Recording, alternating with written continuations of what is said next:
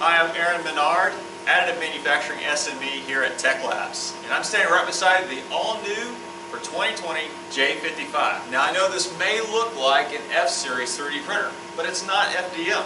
This is actually a PolyJet, but unlike any other PolyJet machine you've seen before from Stratasys. Instead, how this works, it has a spinning build plate and a fixed head.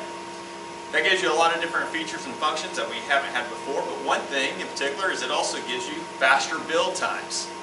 Well, in addition to just printing high resolution, full color models, it is multi-material, Pantone validated colors, and you have over 475,000 color options available to you.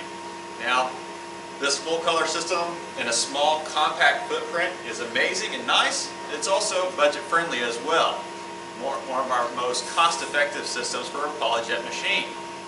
In addition to that, it does use the all-familiar grab pad print. So if you're familiar with that technology using that platform, you can use it on this as well.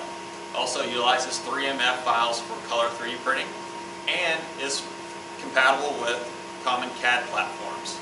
Give us a call. We'd love to talk to you more about the all-new J55.